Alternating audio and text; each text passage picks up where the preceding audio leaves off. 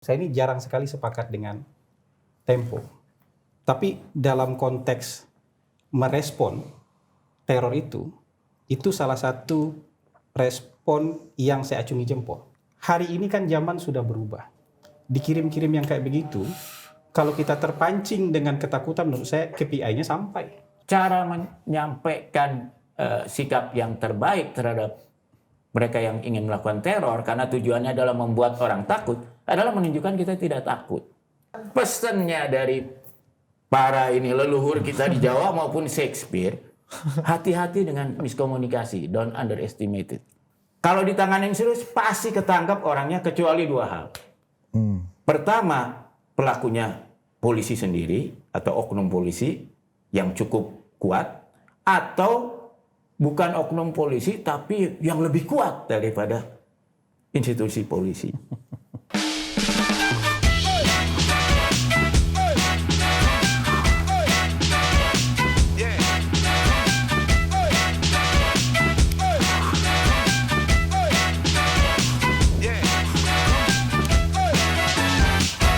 Oke, kita ada bersama ini tetua. Ini kepala sukunya lah ya. Ini yang lagi katanya agak ramai di media bertentangan dan Bang Hasan katanya kurang berempati dan simpati dengan apa yang dirasakan oleh kawan-kawan Tempo. Ya, kita coba inilah tabayunkan dulu nih ya. Iya, silakan Bang AM sebagai tetua Tempo dan Bang Hasan. Bang Hasan Naswi sebagai tetuanya Bang Hafiz ya. Iya. Depan PCO. Iya ya. BAM ini selain jurnalis senior Tempo, mantan pemimpin redaksi, sekarang juga masih komisaris di Tempo. Abang komisaris di mana Bang sekarang Bang? Sudah lepas semua komisaris. Nggak boleh Bang? Kan tanda tangan fakta integritas. Oh, komisaris juga nggak boleh? Nggak boleh. Termasuk dari perusahaan sendiri harus mundur. Oh. Jadi mundur dari perusahaan sendiri. Tapi bukan mundur dari jabatan Apa? ini kan, karena rame Bang. Abang nih diminta, wah nih harus ada mundur nih, harus diganti nih Pak Prabowo. Bang coba diklarifikasi dulu Bang. Yang mana? Apakah Abang itu slip of the tongue atau Abang punya niat seperti itu? Abang kok kayaknya nggak berempati dengan apa yang alami jurnalis dan ini mengancam kebebasan pers kan. Abang nih gimana sih? Ya ujungnya gitu kan. Iya, ini tuh kan bukan klarifikasi. Karena saya rasa tidak ada yang perlu diklarifikasi. Pernyataan saya waktu itu cukup panjang dan cukup lengkap, dan itu memang merefer kepada sikap yang ditunjukkan oleh wartawati Tempo yang namanya Francisca itu. Dan menurut saya itu memang sikap yang tepat untuk merespon teror-teror yang kayak gitu. Saya ini kan jarang sepakat dengan Tempo, kalian tahu kan? Ya. Mas Beham juga tahu. Saya ini jarang sekali sepakat dengan Tempo. Tapi dalam konteks merespon teror itu salah satu respon yang saya acungi jempol. Makanya saya merefer ke sikap itu. Oh ini pintar ini. Kalau ini dilakukan dengan kesadaran ya, bukan karena pengen sok cool gitu. Tapi kalau ini dilakukan dengan kesadaran, buat saya ini levelnya dia sudah level Madilog ini. Ini levelnya sudah level Madilog. Jadi bukan linear lagi pikirannya. Bahwa teror itu tujuannya untuk menciptakan ketakutan, dia kecilkan ketakutan itu. Itu artinya KPI si pemberi teror gak kesampaian. Nah saya ini kan menyempurnakan itu aja. Kalau buat dia kok kirim kepala babi sih? Harusnya kirim daging babi dong, enak. Kalau buat saya kepala babinya dimasak aja. Semakin mengecilkan KPI-nya si pemberi teror kan.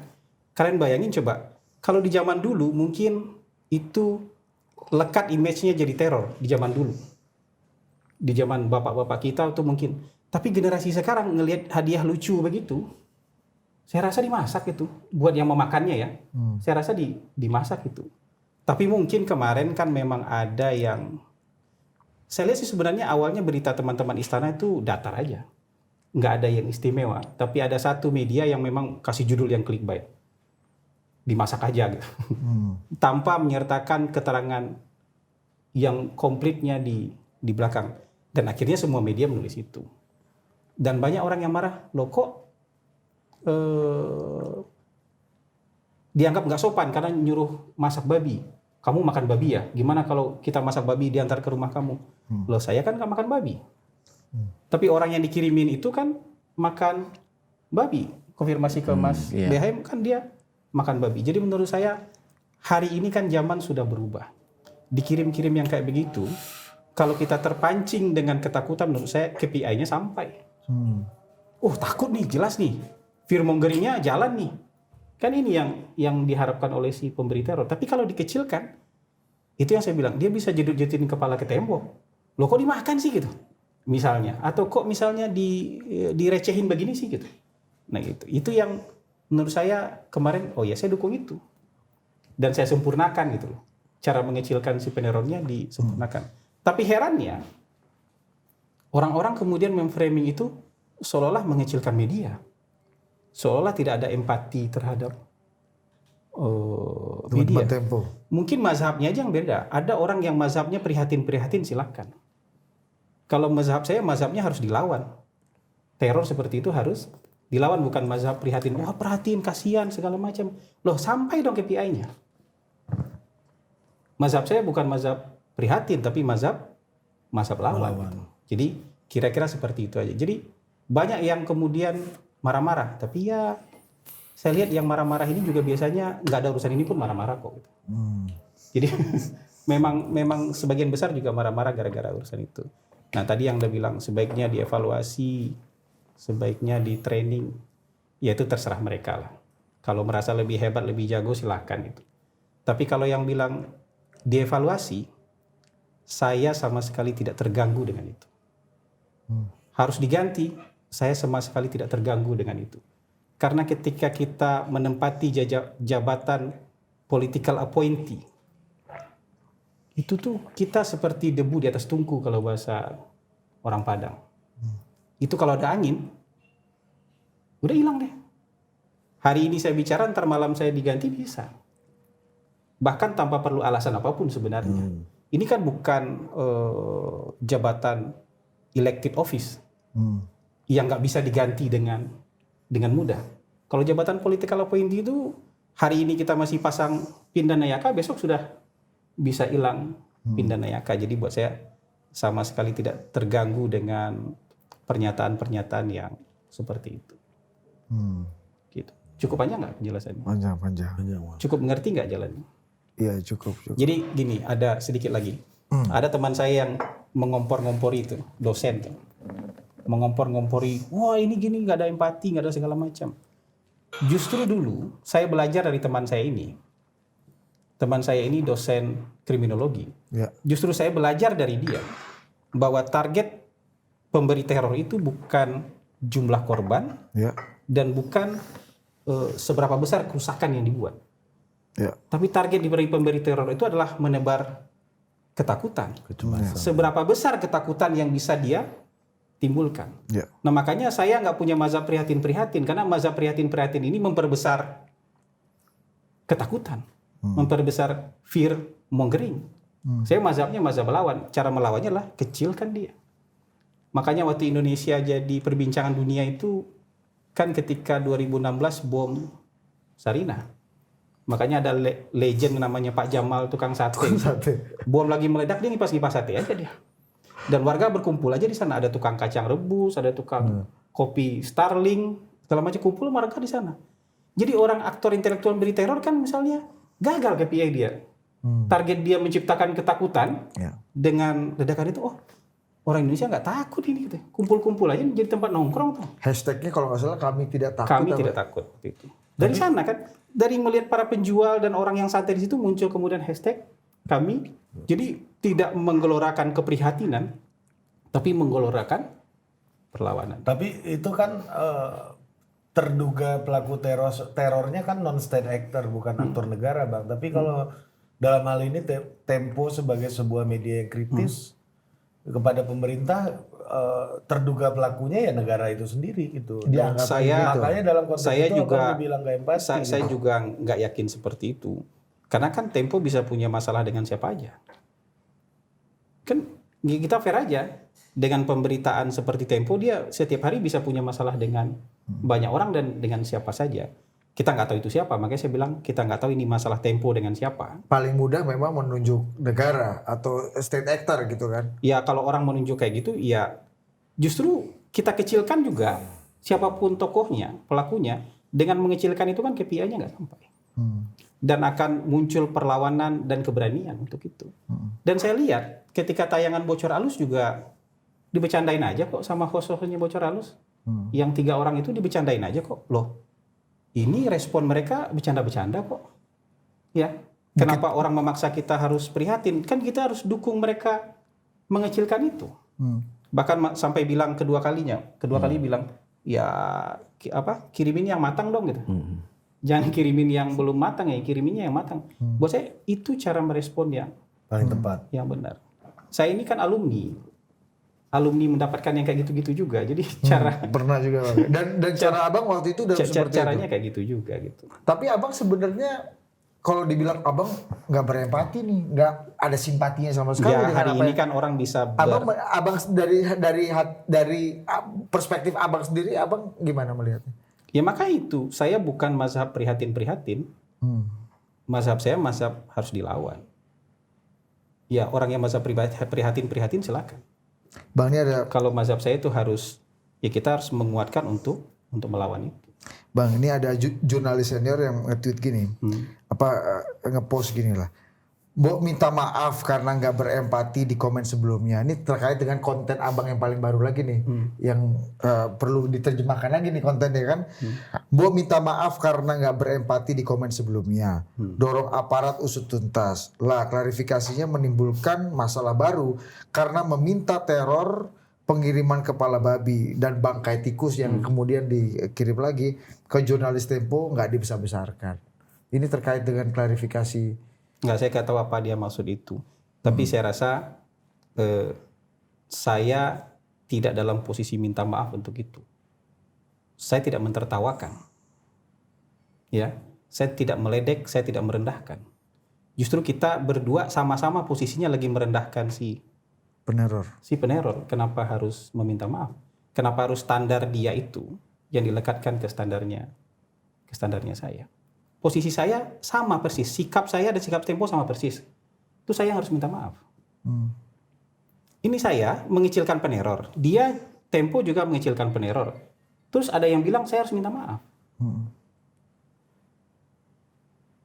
Dapat nggak logikanya? Saya sama-sama lagi mengecilkan peneror, Tempo juga lagi mengecilkan peneror. Terus logikanya di mana? Saya harus minta maaf. Minta maaf sama siapa? Minta maaf sama si peneror? Atau minta maaf sama siapa? Minta maaf sama Tempo. Sikapnya sama terus minta maaf apa? Saya kecuali Tempo punya sikap yang beda. Tempo lagi mengecilkan si peneror, setahu saya dari penampilan mereka. Saya juga lagi mengecilkan si peneror, terus bedanya di mana? Alasan minta maafnya di mana? Kira-kira begitu. Penjelasannya begitu aja.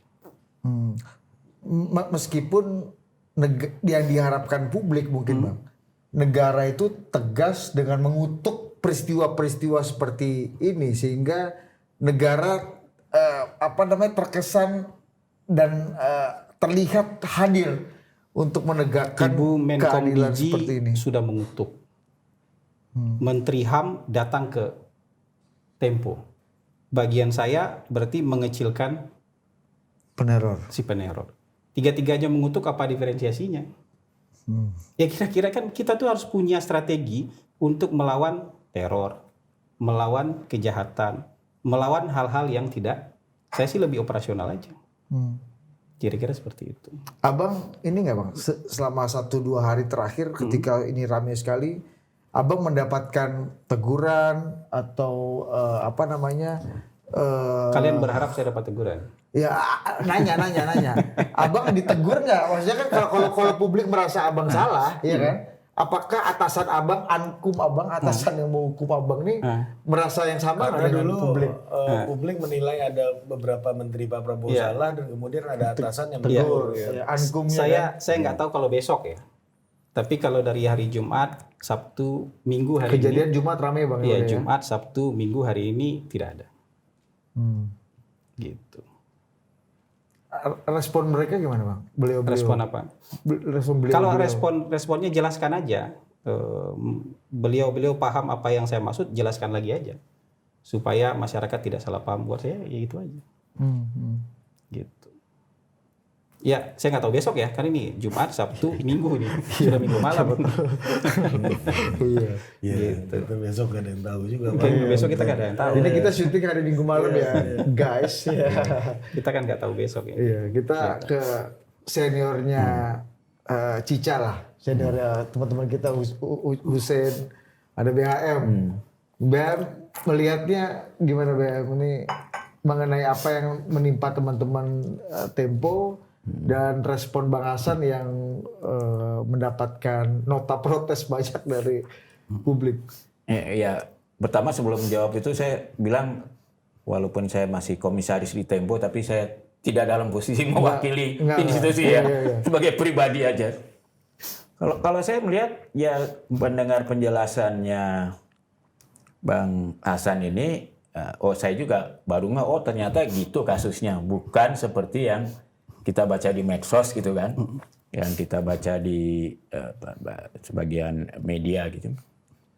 Dan kalau itu apa yang disampaikan kan sebetulnya mengembalikan pada konteks dari ucapan itu gimana gitu. Dan saya kira itu satu cara yang baik gitu ya. Walaupun saya setuju tadi dengan Ari ya. Memang mungkin di sini juga ada karena Bang Hasan ini baru ya masuk ke birokrasi dari dunia aktivis, dari tadinya korban, termasuk korban yang mendapat ancaman gitu. Lalu sekarang di dalam posisi negara lah, mewakili negara, apalagi di jantungnya di istana. Konteksnya itu kan kita harus lihat sekarang tuh dalam kondisi lagi ramai, bahkan ada demo di mana-mana soal undang-undang TNI ya. Dan bahkan mahasiswa unjuk rasa di mana-mana ya. Bahkan ada sedikit bakar-bakar lah apa segala macam. Nah, lalu ada pemerintahan Tempo yang soal ini kritis sejak dulu. Sehingga mau tidak mau, pikiran orang kalau ada yang marah pada Tempo tentu yang sedang dalam proses dikritik gitu. Tapi mungkin juga orang yang marah dari bulan lalu kan? Ya bisa juga, bisa. Dari Mana ya, saya bilang dari 3 bulan yang lalu ya, kan? Gitu. Paling gampang pakai skenario yang itu, yang lagi dikritik lah yang marah gitu kan. Iya, tapi kan kita bicara dalam kurva normal lah. Tentu ada orang yang mau apapun akan nebeng lah untuk marah, mau apapun cari alasan supaya bisa marah sama pemerintah. Ada kelompok itu. Ada juga kelompok yang mau pemerintah salah apapun dukung terus, ada juga gitu. Tapi yang kita bicara yang kurva di tengah kurva normalnya itu kan tergantung stimulusnya lah. Kalau dia merasa stimulusnya emang ini kurang ajar ya, kritik. Kalau kebetulan stimulusnya bagus, dia puji gitu. Nah kalau kita main di kawasan itu, sebagian dari yang berada di sini karena pemberitaan yang informasi yang mereka dapat di luar konteksnya, yaitu ya dapat ujung dimasaknya aja. Bukan bahwa sebetulnya Bang Hasan ini setuju dengan pendapatnya Cica itu kan. Ya udah sebaiknya dikecilin aja tuh si peneror ini. Ya dia dibikin lelucon lah, dianggap ya udah kalau dikirim yang udah mateng aja dulu, atau yang kalau Cica kan ngomongnya kenapa kupingnya dipotong, itu kan yang paling enak tuh justru kupingnya gitu loh ya. Nah, itu aja, tapi karena posisinya Bang Hasan ini sekarang di istana lagi gitu ya. Press secretary. Yang bagi sebagian orang, loh ini yang berkepentingan lolosnya undang-undang ini kan yang dikritik ini juga dari istana lah gitu kira-kira. Kok ngomongnya mengecilkan teror ini, jadi seolah-olah ya masuklah tuh barang gitu kan. Wah ini kalau gitu emang istana di belakang teror ini kan kira-kira gitu ujungnya gitu lah. Dan ini kurva normal nih Mas. Iya di kurva normal gitu. Dan kurva normal ini terpicu karena tadi dia penggalan yang diambil memang mengesankan itu. Yang seperti dibilang Bang Hasan tadi kan, kalau di berita pertamanya dari wartawan yang mendengar sendiri pembicaranya kan termasuk Tempo biasa aja. Ya biasa aja karena itu satu hal yang normal. bahwa ini tidak mendukung teror dan setuju dengan pendapatnya Cica yang ini tuh dikecilin aja si terornya kan. Nah tapi karena stimulusnya sekarang adalah wah kalau gitu bener dong apa emang negara nih di belakang terornya gitu. Ya udah itu udah terjadi kan. Ya sebetulnya walaupun kalau saya sebagai orang mantan wakil ketua Dewan Pers sebenarnya berharap bahwa istana tuh memanfaatkanlah dewan yang memang diminta undang-undang misalnya soal ini minta hak koreksi lah dan hak klarifikasi, hak koreksi dan hak jawab lah ya kepada media-media yang memuat konteks itu. Karena sebagai jurnalis ya di Dikti Tempo kita tuh merasa punya kewajiban kontrak pada publik bahwa yang kita sampaikan pada saat kita keluarkan itu adalah yang kita yakini benar. Kalau besoknya atau lusanya ternyata kita lihat oh itu salah, harusnya tanpa ada protes tanpa ada pun kita harus otomatis mengatakan sorry yang kemarin itu setelah kita temukan fakta lebih lanjut salah, yang benar seperti ini. Dan saya kira kalau itu dilakukan ini juga bagian bentuk pendidikan yang baik bagi media massa dan itu memang undang-undang itu dimaksudkan seperti itu. Saya yakin kalau Dewan Pers mendapatkan pengaduan lalu ini disampaikan pada media-media karena media-media itu akan melakukan dengan hak koreksi. Nah, di era digital ini jadi lebih penting. Karena apa? Kalau ini tidak diselesaikan, dikoreksi, 10 tahun lagi ada anak muda melakukan riset kebersamaan ini, mendapatkan kesimpulan yang salah lagi. Gitu loh. Maksudnya BHM, Bang Hasan harusnya memberikan keberatan kepada Dewan Pers. Jadi saya selalu bilang ini, kalau kita diberitakan atau melihat ada berita yang keliru, kita terus nggak menggunakan hak jawab atau hak koreksi. Itu seperti kita di jalan nih, di jalan umum, lihat ada paku yang bisa mencelakakan orang lain gitu kan. Terus kita pikir, udahlah itu bukan urusan gua. Yang penting gua udah lihat tuh paku, udah jalan. Tapi itu kan bisa mencelakakan orang yang jalan di belakang kita gitu loh. Ya, kalau kita punya a sense of civic duty, rasa kewarganegaraan yang baik, maka kita bilang, kalaupun saya nggak bisa pindahin sendiri tuh paku, paling nggak saya bilang lah sama yang berwenang, laporin. Ya kan kalau di jalan tol, kalau naik mau lihat ada itu bisa telepon tuh. Bang, tadi saya lihat ada ini, bahaya buat publik. Dan tentu kita berharap pada apalagi orang-orang pejabat di istana atau luar negeri punya sense itu. This is for public goods gitu loh. Ya, jadi bukan saya minta untuk defensif bukan apa, tapi ini a sense of citizenship bahwa kita adalah warga yang baik. Bukan berarti kuping tipis gitu. Bukan kuping tipis, melaporkan bukan. sebenarnya. Kan? Dan ini adalah bagian dari pendidikan juga, pendidikan pada pers untuk lebih profesional. Gitu ya. BHM melihat dalam konteks Bang Hasan itu sebenarnya kemarin itu lebih dari 10 media itu telepon langsung, jadi bukan WA bukan apa, dia telepon langsung. Jadi saya dari pagi sampai sore kemarin itu ngelayanin telepon mungkin lebih dari 10 media yang sudah memberitakan ini sebelumnya. Dia bilang, Bang boleh dijelaskan nggak maksud abang yang kemarin itu apa? Mungkin teman kita yang di lapangan kemarin nggak nangkap apa yang sebenarnya abang jelaskan dalam rentang waktu seperti itu. Dan menurut saya mereka punya niat yang sangat baik untuk meminta klarifikasi, walaupun saya bilang ini bukan klarifikasi ya, saya jelaskan lagi aja gitu biar ngerti gitu. Saya jelaskan lagi aja cara pandangnya biar ngerti. Saya rasa sebetulnya itu koreksi sebetulnya. Ya, itu koreksi. Nah, walaupun kemudian dalam dunia yang seperti sekarang itu kan berita baik itu menyebarnya tidak seperti berita yang tidak baik. Berita yang tidak baiknya larinya sampai 10 kilo. Berita yang baik ini, yang koreksi ini paling 1,5 kilo udah ngos-ngosan, jadi sudah orang belum tentu suka yang enak. Itu yang gue bilang tadi. Jadi damage yang itu menurut saya biar proses saja lah yang ngelihat itu. Damage yang ini kan juga akhirnya mungkin sudah jauh karena kan orang-orang ini bahkan kemudian datang ke media sosial pribadi saya marah-marah, maki-maki di foto anak saya. Jadi itu postingan keluarga, ada foto anak saya, itu isinya maki-maki aja tuh. Maki-maki. Ya tapi kita kan butuh kesabaran ekstra ya untuk menyikapi situasi hari ini dengan perkembangan teknologi, dengan literasi yang terbatas itu kita harus lapang dada. Dan saya memang sengaja nggak matiin itu kolom komentar. Saya biarin aja. Saya pengen tahu seberapa banyak nih yang mampir di sini, seberapa banyak yang marah-marah. Saya pengen tahu nanti demografinya seperti apa. Karena ini bagian dari PR kita nih. Karena kita di kantor komunikasi itu, kita harus perang melawan DFK. Yang saya pernah sebutkan, DFK, disinformasi, fitnah, kebencian. Sama kita mau perang sama rezim clickbait, RCB. Karena itu membuat orang terdorong untuk disinformasi. Baca judul, kemudian menyimpulkan langsung marah-marah, maki-maki gitu. Nggak mau cari beritanya, nggak mau baca beritanya, karena judul sudah memberikan kesimpulan kepada mereka. Nah ini memang bagian, ya ternyata bagian dari ijtihad ini, ya kita yang dapat cobaannya selalu. Langsung kita yang dapat cobaan. Jadi menurut saya, oke lah ini dijalani saja, dan buat saya nggak ada masalah sama sekali, karena ini bagian dari diskusi, diskursus publik, dan memang, nah ini saya bilang, memang diskusi seperti ini, penjelasan seperti ini, hanya bisa masuk ke orang-orang yang sudah lulus bab logika. Jadi udah bisa kita bicara soal madilog gitu loh.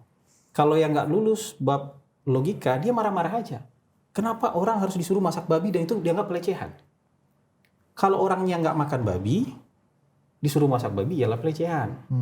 Tapi kalau orangnya suka dan tidak menganggap itu pantangan, ya kan nggak apa-apa masak. Itu kan bukan ke dia tujuannya, tapi kan tujuannya untuk si peneror.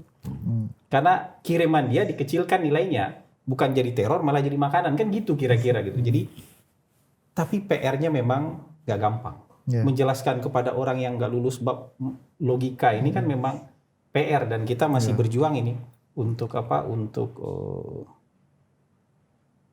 meningkatkan literasi, kemauan buat baca. Jadi nggak hanya sekedar kemampuan buat baca, tapi kemauan buat Dan baca. dalam konteks ini Bang Hasan menolak untuk meminta maaf seperti kata orang-orang. Tapi bahasanya Tuntutan mungkin orang-orang, bukan bukan menolak menolak untuk ya. minta maaf. Saya nggak dapat konteksnya kenapa saya harus minta maaf. Ini kan persangka mereka aja, mereka memaksakan pandangan mereka yang tidak baca itu, kemudian dipaksalah kita untuk meminta maaf. Saya juga nggak tahu fungsinya minta maaf itu ketika posisinya sama. Kecuali saya menyerang BHM, kemudian oh ya, saya harus minta maaf. Atau BHM menyerang saya, ya, kemudian dia minta maaf. Kalau bahkan berbeda pendapat sekalipun nggak harus minta maaf, apalagi sama pendapatnya. Lebih nggak relevan lagi kan. Sikapnya sama persis. Maksud saya. Dan abang menggunakan sikap itu ketika sudah mempelajari respon dari teman-teman di Tempo berarti ya? Kan saya lihat itunya. Jadi Basisnya itu ya? justru respon teman Tempo itu kan saya nggak follow X-nya dia, itu dikirim ke orang. Dikirim ke saya bilang, oh ini bagus nih cara ngerespon. Seperti ini, bagus. Dan dia bilang, babi enak katanya. Saya cek sama beberapa teman wartawan, emang ini dia makan babi nggak gitu? Kata teman wartawan itu dia pemakan segala katanya. Ya, berarti kan nggak pantangan buat masak babi gitu loh. Oh berarti ya abang udah dapat informasi soal itu ya sebelumnya berarti ya? Saya ini jurnalis, jadi sebelum ngomong itu punya bahan riset dulu. Karena dididik dengan sangat keras oleh Louis Iswara, oleh siapa namanya anggota ini Warkop DKI yang wartawan Kompas, Rudi Badil. Nggak bisa kita ngomong tanpa bahan riset. Nggak bisa, bahkan untuk bertanya aja kamu harus punya bahan riset. Jadi menurut abang mendapatkan serangan sebegitu tajam karena RCB, rezim clickbaitnya, Lebih kepada RCB. atau memang konteks video abang yang nggak dimengerti orang? Kan videonya juga beredar tuh Bang. Nggak, kalau video panjang sih menurut saya harusnya ngerti ya. Tapi karena sudah di framing dengan judul, orang nggak baca. Dan video pendek Nggak, yang nggak, lebih nggak. Video dengar pendek video, ya yang nggak abang dengar sambil videonya lagi. jalan itu kan? Ya nggak dengar videonya. Tapi ya sudah lah kan ini sudah kerupuk udah jadi seblak ini. Ini kerupuk kulit udah jadi krecek ini. Jadi hadapi aja, buat saya itu yang gitu-gitu hadapi aja. Bagian dari risiko sebagai orang yang mendapatkan amanah untuk menjadi pejabat publik. Gitu. Hadapi aja. Ya kalau saya justru berharap hadapinya itu karena ini era digital ya. di mana kesempatan untuk koreksi itu adalah sangat dimungkinkan, itu harusnya mekanisme itu dipakai. Dan sudah dipakai. Itu bagus dipakai supaya generasi berikut itu tidak terjebak dalam kesalahan yang sama ya. Walaupun itu tidak menutup tentu pada orang yang sudah punya confirmation bias atau memang sudah Bisa punya saja. agenda lain. Tapi kita bicara tentang Yang orang yang normal di tengah kurva itu ya. Kalau konteks Bang Hasan, Mas Bambang, apakah menurut Mas Bambang memang kericuhan yang terjadi karena memang penjudulan yang memang terkesan tadi mesimplifikasi masalah, atau memang orang nggak paham aja sama konteksnya kalimatnya Bang Hasan? Ya kalau menurut saya sih konteksnya tuh di sini agak complicated ya. Seandainya ini kejadiannya mungkin minggu depan atau 2 bulan yang lalu, mungkin beda hasilnya.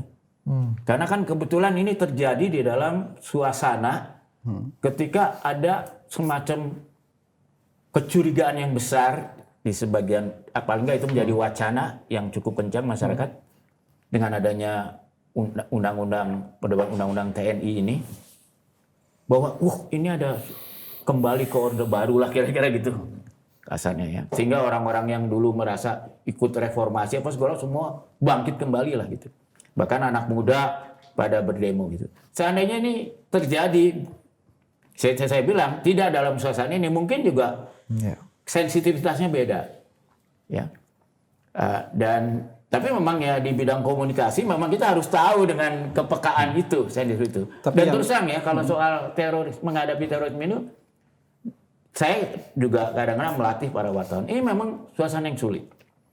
Kenapa? Karena gini, di satu sisi kita harus mengajarkan pada wartawan yang menerima ancaman harus menganggap itu serius. Ya. Karena ada satu budaya di kalangan wartawan yang berbahaya. Itu gengsi untuk menganggap ancaman terhadap dirinya serius tuh. Ya ada semacam kegengsian gitu. Kalau diancam, gue harus nunjukin Gue lebih kuat, berani gitu ya. Ada semacam semacam martyrdom gitu ya. Padahal ini berbahaya karena ada di ancaman itu kemungkinan seriusnya itu ada. Gitu. Sehingga kita selalu melatih ancaman itu harus disikapi dengan serius. Minimal harus dilaporkan. Karena banyak wartawan yang bahkan males ngelaporin, takut dibilang pengecut, apa gitu. Padahal ini tidak. Jadi kita harus mengajarkan kalau ada ancaman minimal harus dilaporkan ke atasan.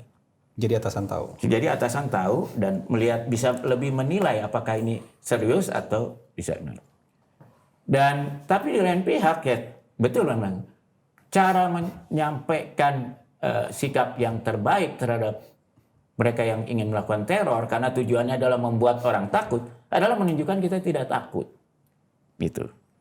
Ya, jadi ada dua hal nih, antara safety, personal safety, sama public good. Bahwa kita harus melawan upaya teror untuk membuat publik ketakutan. Gitu kan. Jadi ini dua hal yang perlu keseimbangan lah dalam hal itu. Tapi konteks paling besar sebenarnya yang mampir ini kan dari masyarakat biasa. Yang ikut marah itu sebenarnya lebih kepada melihat masak babi itu haram. Angle itunya ya. Angle-nya kalau yang saya mereka mikir masak babi itu haram. Iya memang apalagi abang bukan pemakan babi gitu kan. Buat kita, emangnya Anda buka puasa pakai babi, mau dikirimin sup kepala babi gitu-gitu. Kalau gue kirimin babi, Anda makan ya gitu. Oh, jadi dia mempersoalkan masak dan makan babi. Buat kita sebagian besar memang nggak makan dan masak babi. Jadi seolah bukan perkara terornya yang iya, tapi babi dimasak itu buat mereka sebuah kejahatan, masak babi itu gitu. Karena kultur dan agama kemudian nggak masak. Tapi buat orang yang makan babi kan masak babi nggak apa-apa. Iya. Ya, yang banyak juga Bang hari ini kan, kan Tempo juga dikirimkan ke Bali tikus kan dengan penggal. Orang refer lagi Bang Hasan, itu tikus aja Bang. Tikus dimasak juga nggak tuh? Gitu kan. Ya kalau itu dikirim ke saya, misalnya itu dikirim ke saya kasih kucing. Saya videoin, saya upload. Makasih kirimannya udah kasih makan buat kucing saya.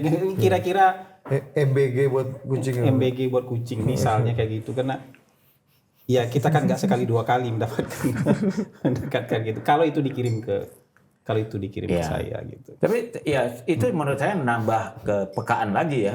Di suasana bulan puasa, ada seorang pejabat publik yang beragama Islam dari Sumatera Barat pula lagi kan. Tiba-tiba bilang masak aja babinya. Wah itu kebayang lah, itu ada satu memasuki wilayah sensitif yang lain ya, yang tidak ada hubungannya dengan politik tapi hubungan keagamaan. Udah jauh dari mengecilkan teror tadi tuh. Mas. Jadi mereka nggak bicara soal teror sebenarnya. Dalam pikiran mereka semuanya nggak ada yang boleh makan babi satu pun. Masuk arena lain Bang. Iya kan? Walaupun sebenarnya kalau kita bicara secara prinsip kan, ya orang makan babi kalau itu memang dia tidak menganggap itu haram ya nggak ada masalah. Mau dari mana ke ya? Iya, Memang agak problematika babi ini BM kan. Memang banyak kawan saya yang babi haram tapi alkohol minum terus. Babi haram. Dan kemaksiatan yang lain juga jalan. Dan orang itu bisa bilang, loh orang kalau babi kan jelas di Quran ada dilarang. Kalau kata alkohol kan ada aja nggak huruf kata alkohol itu panjang lagi tuh, lain lagi perdebatannya nanti kan.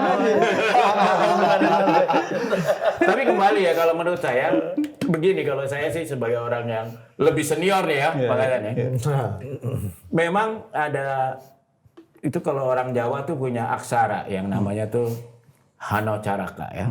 Buat saya tuh ada sesuatu yang jenius dalam nenek moyang kita orang Jawa ini dalam menyusun aksara ya. Kita bicara komunikasi.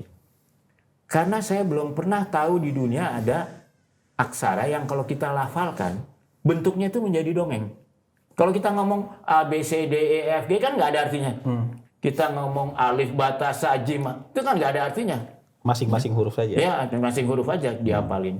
Tapi kalau kita melafalkan Hono, Coro, Kodo, Tosowo, itu ada maknanya. Kisah tentang 2 utusan raja yang mendapatkan tugas dalam waktu berbeda dari seorang rajanya.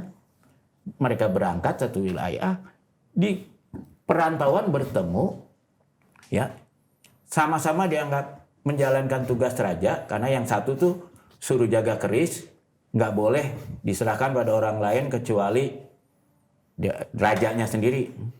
Sementara yang satu disuruh ambil keris. Ya. Itu gimana cara Nah, menyelesaikan? akhirnya mereka sama-sama menjalankan tugas raja sesuai perintah, berkelahi karena sama-sama sakti, dua-duanya mati. Tragedi kan? Oh, jadi ada satu Jadi tragedi bukan karena ada kejahatan orang jahat orang baik, tragedi hanya karena miskomunikasi. Oh, agak mirip ya Mas. Ada raja yang mungkin nyuruh satu dukung klub Iya. capres A sama betul. capres B Iya, gitu. itu kan akhirnya mati dua-duanya ya kan. Nah, dan ini juga di hal yang sama yang dilakukan oleh seorang pujangga besar Shakespeare ketika dia menulis Romeo and Juliet. Seandainya Juliet ya Romeo, siapa yang pura-pura mati itu? Juliet kan? Dia kan Romeo kan pura-pura mati. Dia lupa kasih tahu si Juliet Kalau dia mau pura-pura mati. bahwa dia pura-pura mati. Akhirnya Juliet nyangka dia mati. Dia ikut bunuh diri. Bunuh diri. Si Romeo lihat Juliet mati, ikut bunuh diri. Double tragedi. Hanya karena miskomunikasi kan antara Romeo dan Juliet itu. Jadi Konteks bahasa? pesannya dari para ini leluhur kita di Jawa maupun Shakespeare, hati-hati dengan miskomunikasi, don't underestimate it. Dan itu tugasnya kantor komunikasi, apalagi komunikasi pemerintah. Jadi kalau saya dulu nih berhadapan dengan para wartawan muda saya, adalah mencoba meyakinkan mereka kalau ada ancaman harus dianggap serius, minimum lapor kepada atasan untuk dianalisa secara lebih objektif. Ya saya kalau boleh pesan nih, karena Anda lebih muda nih dari saya sebagai kepala bidang komunikasi. Karena Anda orang aktivis tadinya, ada kecenderungan itu. Kecenderungan ini merasa apa? Gua juga udah biasa diancam apa segala macam. It's true. Sebagai seorang aktivis, sebagai seorang politisi juga begitu. Tapi ketika Anda menduduki jabatan publik, apalagi sebagai kepala komunikasi istana yang merupakan kepalanya dari keseluruhan pemerintahan. Memang ego kita harus agak ditekan sedikit untuk memastikan jangan sampai perasaan atau ini sikap saya itu menimbulkan miskomunikasi. Karena miskomunikasi itu kita udah dikasih tahu bisa menghasilkan tragedi. Tidak ada yang salah tapi hanya karena ada miskomunikasi. Nah, Kalau boleh ini, kalau boleh. ya, saya setuju itu dengan statementnya Mas BHM. Jadi sebenarnya ketika malam itu saya rasa nggak ada satupun wartawan yang miskom. Iya. Karena judulnya nggak ada yang seperti itu. Kecuali satu media saja. Ya. Kecuali satu media, dan itu bukan Tempo. Iya, iya. Kecuali satu media saja. Tapi begitu muncul satu media yang clickbait ini, semua redaktur lain di media-media lain, kok kamu nggak nulis yang ini? Betul. Kok kamu nggak nulis judul ini? Akhirnya semua kompak juga nulis judul yang sama. Ini verbatim redaktur apa asumsi nih Bang? Enggak, kita kan sudah cek. Oh, Udah sudah kejadiannya emang seperti itu kok. Faktanya malam itu nggak ada yang nulis, nggak ada yang nulis itu. Nah, jadi saya bilang sama teman-teman wartawan. Tadi saya juga ditanya, gimana sih soal komitmen pemerintah terhadap kebebasan pers? Saya bilang pemerintah itu nggak geser loh. Kita tunduk minimal sama 3 undang-undang kalau nggak salah ini. Pertama Undang-Undang Dasar, Ya. pasal 28. Soal kebebasan berekspresi, berserikat, termasuk juga mendapat informasi, Ya. berkomunikasi Pasal untuk pengembangan 28. diri, ya kan? Ada Undang-Undang Nomor 39 Tahun 99. Itu pers ya, pers apa HAM tuh? Ada Undang-Undang Nomor 40, ini sejalan nih. Iya. Undang-Undang 1 Nomor 39, HAM, itu Nomor 39. 40. Ada HAM, ada Undang-Undang Pers. Yang kurang lebih juga isinya semua orang berhak mendapatkan informasi dan komunikasi, berhak mengumpulkan Ya. data-data dan segala macam. Tapi di Undang-Undang Pers juga ada satu pasal nih yang sangat penting, bahwa media itu harus menyampaikan informasi yang akurat, ini bahasanya nih, akurat, tepat, benar. Jadi kesimpulan-kesimpulan yang clickbait, yang kemudian memicu kesimpulan yang salah, harusnya tidak terjadi. Karena Ya. perintah Undang-Undang Pers itu tepat, akurat, dan benar. Jadi harus kerjasama dua Dan pihak. tanpa niat buruk di kode etik. Iya benar kan, tanpa. Jadi menurut saya ini memang PR buat kita bersama-sama nih. Karena malam itu saya ngerasa nggak ada teman-teman yang salah paham dan judulnya, tone-nya hampir sama. Dan itu kan nggak disuruh kamu judulnya ini, kamu kan nggak ada. Itu kita sambil jalan kemudian keluar judul dari mereka yang karena mereka mengikuti itu dengan jelas, mereka paham kesimpulannya apa. Mereka paham kesimpulannya apa. Tapi karena ada satu yang memancing viral, Ya, ya. yang lain ngerasa ketinggalan, ya mereka harus memakai judul yang sama juga. Jadi kira-kira ini kondisi yang kita hadapi sekarang. Jadi bukan hanya sekedar pesannya tidak sampai, tapi di tengah-tengah ini ada biasanya Ya. satu atau dua yang kemudian nyari jalan yang berbeda. Betul. Oke. Dan ketika jalan yang berbeda di unik dan viral, yang lainnya awalnya di jalan yang lurus, Ya, kena clickbait jadi. kena clickbait juga. FOMO. Nah itu lah. Saya tuh lihat FOMO gini. juga gini. gitu. Kalau ini sih ini menghimbau aja ya karena saya lama di Dewan Pers dulu. Ini bukan karena tua-tuaan Ya, ya. Ini lama-lama.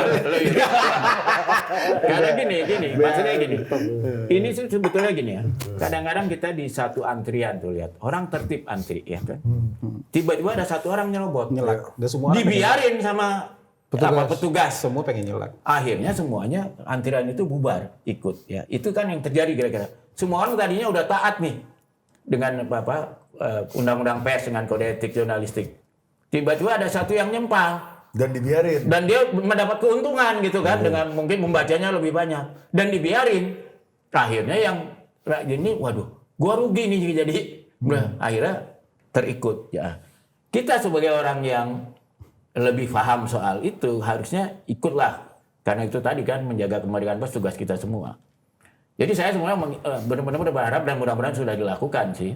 Terhadap media yang satu itu harus adalah penggunaan hak koreksi bukan sebagai tanda kemarahan, justru sebagai tanda cinta gitu loh. Kamu nih Itu kan BHM yang ngomong iya soal kan, cinta. kita kan kamu nih, kita kan kamu pengen jadi Kalau negara profesi. ngomong udah intimidasi Iya, namanya. negara Kalau kuping BHM tipis, ngomong iya itu Bang. cinta. Antik izin BHM. Ini BHM kan berimbang. tanda cinta. BHM. Ini konteks ini dari tadi BHM ngajarin kita soal konteks nih soalnya. Gak izin. Kalau Bang Hasan lapor ini mungkin Intimidasi. Hasan Hasbi intimidasi.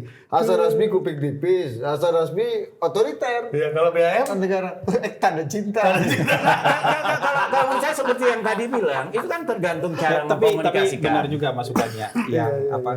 Kadang-kadang kita ada punya khawatiran ketika kita mengoreksi itu dianggap sebagai menghalang-halangi kebebasan pers. Tapi dari BHM tadi, oh ya udah tanda cinta, nanti saya kutip aja. Beliau Ini yang salah satu perumus undang-undang pers, Mas. berdasarkan arahan perumus undang-undang pers, saya ingin menggunakan hak saya untuk mengkoreksi. Kan? Nggak, saya kasih tahu ya. Saya cerita. Awalnya apa? Asal Iya benar. Iya kan bisa gitu. Ya, ini kan saya suka disebut kakek serba tahu nih. Mau share Bukan, sedikit bukan. pengalaman. Kakek segala tahu. Segala tahu ya. Saya mau kasih share pengalaman. Waktu saya di Bansor Dewan serba Pers, itu kan. kan presidennya tuh SBY. tahun Ya, Ya, tahun waktu SBY itu berkuasa SBY, ya. tahun. Nah, tiba-tiba ada pemberitaan dari media yang pokoknya udah memang perlu dikoreksi dan benar. Ya. Dan Pak SBY melapor ke Dewan Pers sebagai presiden. Waktu itu ditugaskannya Andi Malarangeng. Karena itulah kemudian Dewan Pers dalam hari Pers Nasional memberikan penghargaan khusus kepada Presiden SBY. Karena belum ada tuh ceritanya sebelum itu. Zaman sebelum itu tuh kalau ada presiden marah sama pers diberedel aja gitu kan. Tapi ini ada presiden yang merasa pers melakukan kesalahan terhadap dia menggunakan haknya yang diatur oleh Undang-Undang Pers. Dan semangat Undang-Undang Pers itu kan bukan menghukum orang yang pers yang melakukan kesalahan, tapi membina pers yang lain supaya kembali menjadi lebih profesional, Nah, supaya semakin profesional. bahasa pembinaan ini kalau Bang Hasan yang ngomong udah beda lagi konteksnya. kalau dulu Tapi cinta, kan Anda cinta. karena begini, kalau Bang Hasan itu melapor ke Dewan Pers, kan yang menegur kepada persnya bukan Bang Hasan, pemerintah, tapi sudah dilihat dulu oleh pakar-pakar kemerdekaan pers di Dewan Pers, lalu disampaikan sehingga ketika Dewan Pers memberikan teguran kalau hak jawab justru Dewan Pers menyatakan ini dalam rangka menjaga kemerdekaan pers. Saya di sini dulu Dan pernah jangan melapor salah ke loh. Dewan Pers pernah. Iya, Undang-Undang Pers itu Sebelum jadi mengatakan pejabat tapi. yang mengawasi pers itu ya kita semua. Iya. Kalau sebelum jadi pejabat masih bisa tanda cinta Bang. Ya. Kalau udah jadi pejabat nih agak saru nih Bang. Ya, tapi nanti bisa mengutip ini. Iya. Bisa mengutip perawinya itu adalah perumus undang-undang pers. Iya, ini udah sohi nih. KST, Bang. Asabika apa? Asabika awalun ini Bang. Enggak, bayangin ya kalau kita waktu itu ya. Kayak lu bilang. Enggak, saya mau ceritain nih di Dewan Pers pada saat itu ya. Kita tuh senang sekali ketika Pak SBY itu lapor. Karena setelah itu kita bisa bilang ke gubernur, ke jenderal apa, kalian presiden aja kalau ada masalah dengan pers lapor ke Dewan Pers. Jangan tekan-tekan Masa gitu. kalian yang jauh di bawah presiden kirim preman atau gitu kan. Nah, itu penting tuh. Ini Itu kan karena penting. karena bagaimana pejabat itu dulu melihat pers itu kalau salah atau nggak setuju ya ditekan itu dengan caranya. Iya, padahal tuh udah ada undang-undang yang memberikan jalan untuk itu. Fasilitas. Nah ini bener nih, ini Dan bukan soal semua lama-lama. pejabat tuh kan harus taat undang-undang. Cita BHM tapi kalau Ini bukan soal lama-lamaan tua-tua. tapi BHM kalau BHM lihat ya dalam konteks bahasan ya 1-2 hari terakhir ini kontribusi penulisan judul, kontribusi pengelolaan editorial pers Anda melihatnya gimana BHM? Ya kalau saya ngeliat gini ya, saya tuh beruntung tidak terlalu lama aktif ketika pers itu udah sangat digital ya, online banget ya. Tapi saya sangat terlibat juga dalam hal ini. Ketika pers itu jadi media online, mereka kan kecepatan tuh jadi luar biasa. Kadang Detik-detikan deadline-nya kan. Kadang mengorbankan akurasi. Nah, sehingga kemudian waktu itu kita terus melihat gimana di pers, mereka komplain ke Dewan Pers. Kalau kita harus nunggu konfirmasi, udah keduluan sama media lain. Nah, sehingga kemudian Dewan Pers ngumpulin semua tokoh-tokoh pers dan gimana nih kita menghadapi masalah ini. Akhirnya mereka setuju bikin tim kecil, pertemuan, berapa kali pertemuan untuk menyusun panduan khusus untuk media cyber.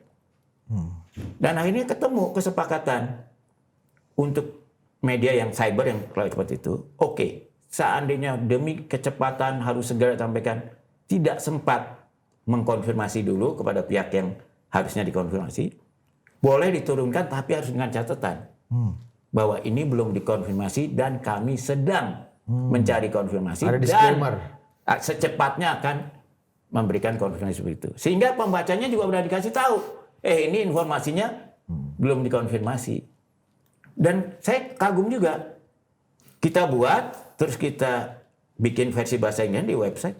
Ternyata banyak lembaga pers di dunia itu, termasuk bahkan dari Inggris kirim tim ingin belajar ke Dewan Pers Indonesia. Kita kagum juga, biasanya kita yang studi tour ke negara maju, ini ada dari lembaga semacam Dewan Pers Inggris yang lagi krisis kirim tim ke Indonesia untuk diskusi belajar gimana mengelola media baru ini. Nah, jadi menurut saya ya itu kan cara kita hidup semakin kompleks. Tapi kalau kita ada kesepakatan menyelesaikan masalah-masalah yang timbul dari kompleksitas itu, maka kita bisa dapat yang optimum daripada perubahan-perubahan tersebut. Ya, dan itu ya itu adalah bagaimana hidup sebagai warga yang baik, ya, sebagai publik kan enak menurut saya. Karena itu kami dulu di Dewan Pers, gimana supaya orang ngadu itu jangan harus datang, sehingga ngadu ke Dewan Pers karena pakai WhatsApp bisa, pakai media online, dan banyak sekali sekarang pengaduan itu selesai hanya melalui WhatsApp atau melalui online, karena biasanya medianya takut dia untuk nggak menggunakan hak jawab dan hak itu, sehingga dia langsung perbaiki gitu. Gimana Bang? Ada keinginan? Iya. Oh enggak, buat saya sih saran-saran itu sangat bagus, dan maksud saya kita kan menjaga biasanya ketika misalnya melakukan langkah sesuatu itu supaya tidak anggap sebagai intimidasi, Ya, tidak jadi gitu itu menimbulkan kan, masalah tidak baru menimbulkan ya. masalah baru, persepsi gitu. Kalau miskomunikasi. Itu lebih repot lagi. Tapi saya mau bicara soal teror misalnya. Teror-teror yang seperti yang ada sekarang itu memang itu soal lah. Teror-teror masa lalu yang bagi generasi sekarang itu mungkin walaupun tadi Mas BHM bilang serius, tapi menurut saya mungkin akan direcehkan, bukan dilecehkan tapi direcehkan oleh generasi hari ini. Karena sekarang teror yang paling berasa secara psikologis itu teror di media sosial. Kalau nggak sepakat, doxing, ya kan? Kalau kemudian dia marah, kemudian rame-rame menghujat, bullying, cyberbullying itu kan banyak sekali korbannya. Nggak cuma anak-anak, tapi orang dewasa itu bisa jadi korban cyberbullying. Cancel gitu. Iya, cancel culture lah, apa segala macam yang memicu perpecahan, kebencian, atau mungkin nanti merembet ke jadi pertengkaran di dunia nyata. Saya alhamdulillah orang yang nggak gitu, mungkin hatinya sudah kepenuhan jadi numpang lewat aja ini. Semua bullying, tapi orang lain mendapatkan perilaku seperti ini menurut saya pasti stres. Kalian waktu zaman-zaman itu saya nggak tahu tuh, zaman-zaman Asian Value gimana tuh perasaannya kalian waktu itu. Tapi itu teror yang sekarang itu teror psikologis yang jauh lebih dahsyat. Ketika orang sama rame-rame segala macam, bahkan sekarang mungkin bisa ngebully pakai AI. Saya ngalamin berapa hari lalu, nggak ada urusannya dengan apa, tiba-tiba IG saya dikirimin komentar-komentar yang agak seragam, kayak komentar dari AI gitu loh. Mungkin beberapa belas, terus nggak lama muncul banyak sekali orang memaki-maki saya. Oh, komentarnya pakai AI ya? Dasar apa ya? Dasar bazar, komentar aja pakai AI gitu. Loh, kenapa siapa yang ngirim siapa? Kita yang dimarahin gitu. Jadi orang bisa mengerjain orang dari jarak jauh. Jadi dunia dalam genggaman ini, kenapa saya tulis kemarin dunia dalam genggaman ini tuh? Dunia dalam genggaman itu orang tuh bisa bikin drama picisan. Drama picisan itu kirim komentar dari AI mirip-mirip, terus bilang, wah dia komentarnya modal AI nih. buat ngeramaikan media sosialnya, terus dibully rame-rame, dasar ini, dasar itu, dasar ini, dasar itu. Oh, memang dengan jari pun ketika dunia dalam genggaman itu orang bisa melakukan sebuah tindakan jahat. Ini Bang, ini Abang maksudnya apa nih Bang? Gue bacain aja ya. Hasan Nasbi, ketika dunia ini simulakra dan kabur batas-batas mana kenyataan dan mana tontonan. Pakai suara presenter lu dong. Oh iya. Udah lama gak dipakai kan Iya, itu kan. udah lama. Iya. Iya benar. Coba. Ketika dunia ini simulakra dan kabur batas-batas mana kenyataan dan mana tontonan. Saat tontonan dan drama picisan mengklaim diri sebagai kenyataan. Dan saat kenyataan dianggap tak lebih dari sebuah tontonan. Dunia memang mengecil sebatas dalam genggaman. Dan jari-jari bisa berbuat kejahatan bahkan dari kejauhan. Mengumbar kebohongan, kebencian, dan drama picisan tanpa sama sekali ada saringan. Tapi kita tidak boleh berhenti melawan anasir akal-akalan. Karena Indonesia emas harus jadi kenyataan. Dan semua itu butuh kerukunan serta persatuan. Hasan Nasbi, Ting tung 22 jam yang lalu. Ya. Itu masih keren beberapa nggak? postingan, Bang, suara gua masih beberapa keren postingan sebelumnya saya ngalamin yang itu. Bang PJO nggak butuh voice over. Bang. Iya, betul juga. Suara gue masih keren ya? Saya ngalamin yang itu. Saya Daripada pakai AI. karena saya ngalamin yang Sama itu. suara Bang Fritz nggak kalah lah ya. Iya. Bagus. Saya ngalamin dikirimin komentar via AI, kemudian dibully oleh orang yang mungkin saja mereka yang kirim. Oh, dia pula pelaku, dia pula yang Ya karena aneh, tiba-tiba rame gitu loh. Ini kenapa tiba-tiba ada puluhan kalimat yang berbarengan di satu postingan aja, dan habis itu ditimpa-timpa sama orang. Itu kan cyberbullying. Dan kita bisa meng-create bullying ke orang gitu loh. Jadi kirim komentar-komentar yang seragam, muji-muji. komentarnya tuh puji-pujian. Puji-puji. Oh. Tapi kata-katanya seragam, muji Didit. Terus tiba-tiba ada yang masuk. Weh, lu komentar pakai buzzer sekarang. Dasar total politik gitu. Oh iya. Iya, total bazar gitu misalnya. Iya, kayak gitu saya. Jadi Jadi kalau bazar ya mau kita bikin Iya, bazar. bazar. Iya. Jadi sekarang itu teror yang paling mengancam itu, kalau teror kekinian itu adalah teror di cyber. Selain bullying tadi ya doxing. Nah itu yang kemudian sekarang menurut saya dikasih begituan itu bukan mengecilkan, tapi mungkin nggak masuk ke hati generasi sekarang. Apa yang dikirim itu, kalau di generasinya Mas BHM dapat kayak itu paham dia. Wah ini kode, kode dari sini nih. Khasnya siapa ya kan? Ketika dikirim sesuatu kan orang mikir ini maksudnya kirimin makanan atau kiriman teror, kan bisa begitu. Kalau generasi yang Berarti yang neror ini nggak paham juga berarti maksudnya Bang. menurut saya nggak paham, Agak katro maksudnya Bang. agak-agak katro ini. Kayak yang kirim zaman masa lalu banget itu. Apa dulu zaman orang mungkin masih berkirim pesan dengan surat gitu. Nih zaman Petrus Bang nih kali ya. Zaman kirim surat. Pakai surat. Lihat apa sih tujuan teror kepala babi Kalau hari ngirim ini kan harusnya bisa terekam CCTV yang antar segala macam bisa lebih. Ya justru itu. Saya yakin ada. Ya. Saya yakin ada.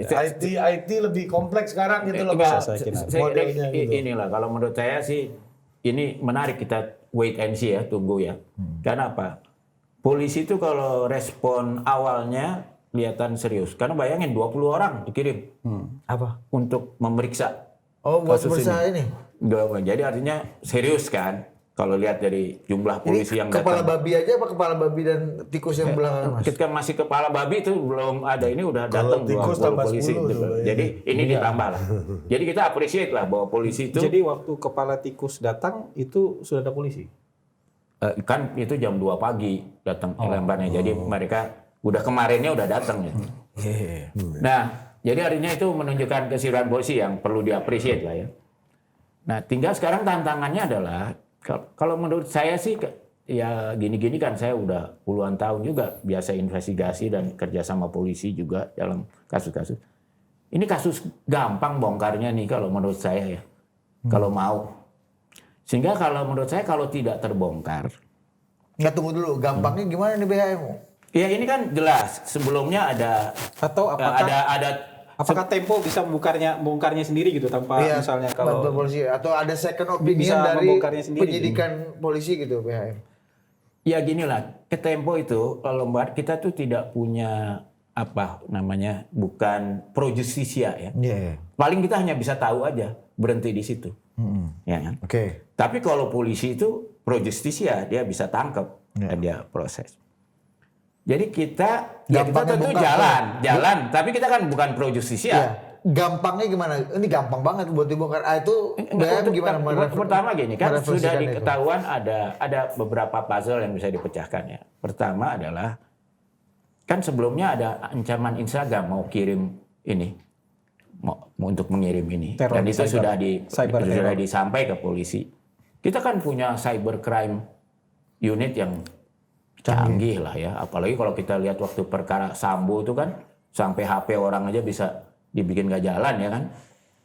Nah, jadi nggak gampang lah kalau mau mengetrace siapa orang ini, ya kan? Tidak sulit. Tidak sulit. Habis gitu bisa ditrace. Kalau orang itu udah ketahuan, kita bisa ngikutin jejak digital HP dia jalan kemana aja. Terus dia bersinggungan dengan HP mana lagi. Kita trace aja itu semua, terus kita trace apakah ada salah satu HP itu bergerak ke sekitar tempat pelemparan tikus itu pada jam segini. Jadi nggak cukup di komputer aja nih sebenarnya sangat mungkin untuk dibuka gitu ya. Sama kan ketika kalau mau ya. Karena saya ingat, kenapa saya ingat ini? Saya ingat ketika saya investigasi, ingat nggak dulu pembunuhan Teis LY ya, yang akhirnya kebongkar. Itu kebongkarnya kan oleh seorang intelijen angkatan laut yang kebetulan insinyur elektronik. Dia cukup ngikutin jejak dari HP-nya orang-orang yang dicurigain aja, nggak bisa dibantah. Zaman itu lagi. Padahal Kopassus loh pelakunya, ya kan? Jadi kalau menurut saya ini nih case di zaman digital gini. Jadi kalau ini tidak terbongkar oleh polisi, tidak tertangkap, ya, hanya dua kemungkinannya ya. Kalau serius polisinya, ketiga lah syaratnya. Pertama, apakah ini akan ditangani dengan serius oleh polisi? Kalau ditangani serius, pasti ketangkap orangnya kecuali dua hal. Pertama, pelakunya polisi sendiri atau oknum polisi yang cukup kuat, atau bukan oknum polisi tapi yang lebih kuat daripada institusi polisi. Ya, jadi kita tunggu aja dari kemungkinan ini mana yang jawab. Sebab ini ada kepentingan. Kalau misalnya tim ternyata ini dilakukan oleh orang-orang musuhnya Pak Prabowo untuk membuat Pak Prabowo itu terlihat buruk, tim Pak Prabowo pasti bisa bongkar ini. Ya. Karena tujuan utamanya pasti itu kan. Ya, karena ini mengancam bosnya kan, dan mereka punya kemampuan yang. Apalagi kata Bang Hasan, kalau memang mau teror yang beginian nih udah nggak laku lagi sekarang buat generasi kita gitu kan. Jadi menurut saya sih sebenarnya paling bagus tuh dan paling baik buat kita sebagai publik supaya juga nggak gaduh, nggak apa. Kalau ternyata pelakunya adalah lone wolf, ya ada orang rada gila aja gitu yang melakukan ini semua, ditangkap, ketahuan, diadili, selesai ini semuanya jadi bersih gitu loh. Jadi kecurigaan pada polisi nggak ada, kecurigaan pada timnya Pak Prabowo nggak ada. Ini tawaran skenario dari BHM. Kita itu bersih dari polusi gitu loh. Kalau saya juga, menurut saya sih, Tempo walaupun bukan pro justisia kan suka mengungkap kasus-kasus di tempat lain. Jadi sebenarnya juga punya track record lah untuk bisa mengungkap kasus-kasus di tempat sendiri gitu. Seandainya misalnya harapan yang seperti diharapkan Tempo tidak kesampaian, menurut saya itu salah satu pilihan supaya juga ada second opinion tidak terjadi kesimpang siuran gitu, tidak terjadi kesimpang siuran. Karena mungkin aja proses pro justisianya mandek gitu Bang ya. Ya misalnya text time misalnya. Kalau text time, kalau nggak kan ini berlama-lama dan berlarut-larut, sehingga ada yang ini aja, orang yang tiba-tiba misalnya jadi tertuduh aja gitu. Jadi tertuduh aja. Tapi kan kalau misalnya ada bukti-bukti yang dipampangkan ke publik kan bukan sekedar jadi orang sembarang tuduh, tapi ada bukti-bukti yang disampaikan ke publik. Harusnya mampu Tempo.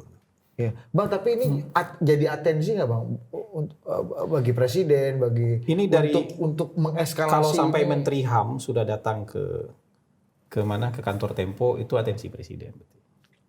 Kalau nggak, itu menteri loh. Yang dikirim kantor Tempo itu menteri loh. Karena menterinya judulnya menteri Ya, menteri HAM. Dan juga 20 polisi loh yang datang itu serius. Itu menteri HAM dan nggak mungkin dianggap main-main. Makanya ketika teman-teman pers menanyakan ke saya bagaimana komitmennya, menurut saya tunjukkan saja di bagian mana komitmennya yang belum jalan dari pemerintah. Ini kan sampai menteri loh yang datang ke sana gitu. Memang lebih pas Natalius Pigai ke sana. Ini bagian di Undang-Undang HAM itu juga ada kebebasan kebebasan itu yang melindungi orang mendapatkan informasi, menyampaikan komunikasi dan lain-lain. Gitu. Oke. Tapi itulah kalau saya rasa kalau ini ada himbauan saya itu ya. Kalau polisi Sebagai kita yang bisa lebih kasih tua, kesempatan untuk menunjukkan polisi yang profesional dan presisi. Ini bagus buat semua orang. Menjelaskan segera aja ditangkaplah pelakunya. Karena ini harusnya nggak serumit Harun Masiku lah. Harun Masiku aja Tempo bisa dapat CCTV dan Iya, segala macam ya kan Mas ya kan? Iya Pak Jokowi tidur di sofa aja Tempo bisa tahu kan? Iya kan, hebat kan? Untuk Bang Hasan ada pesan nggak? Ya kalau saya sih, Kalau saya ada cerita- saya appreciate karena Suruh minta maaf gitu kata enggak, ya kalau menurut saya minta maaf tuh sebenarnya nggak ada alasan juga, orang bukan salahnya beliau kan. Yang harus minta maaf itu adalah yang membuat berita yang menyesatkan. Ya, apakah dia melakukan itu sengaja atau tidak sengaja ya. Tapi ya telah terjadi satu penyesatan kan. Karena kan kalau kita dengar lengkapnya ya, apa yang disampaikan itu ya konteksnya jelas lah ya.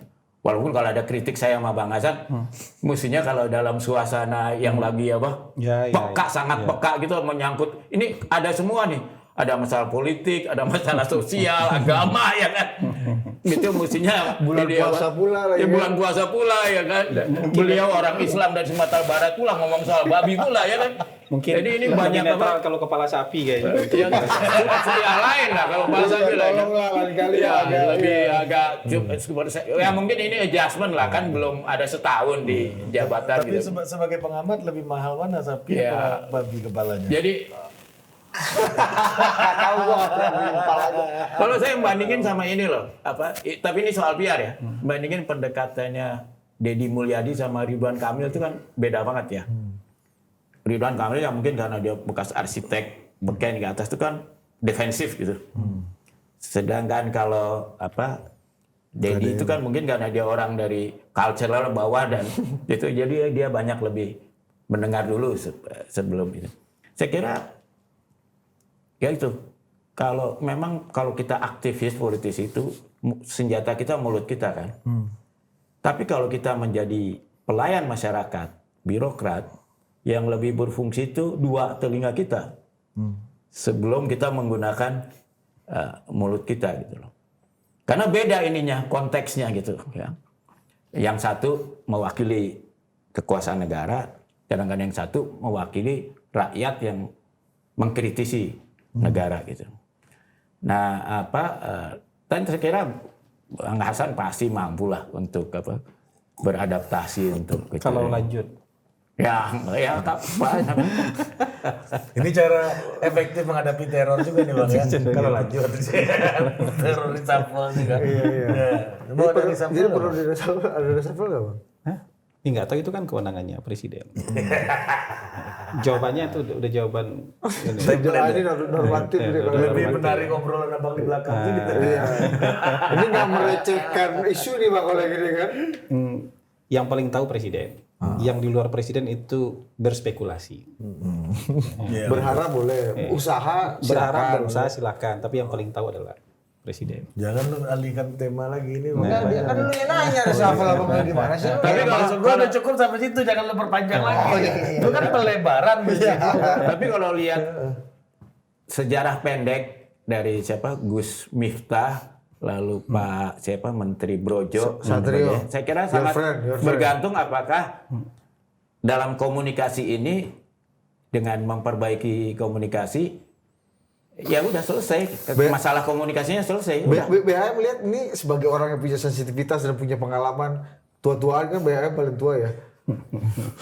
Melihat ini eskalasinya akan panjang apa enggak? Soal merecehkan kepala babi tadi. Ya kalau menurut saya sih kalau banyak klarifikasi ya adanya penjelasan ya. Kalau di Tempo tuh jelasin dong gitu kan. Nggak ada apanya. Kalau masa tuh masalah ya yang tadinya kelihatan hitam putih, ternyata setelah dijelaskan orang ngeh bahwa oh ternyata nggak hitam putih gitu. Selesai kok tuh masalah-masalah yang gaduh itu.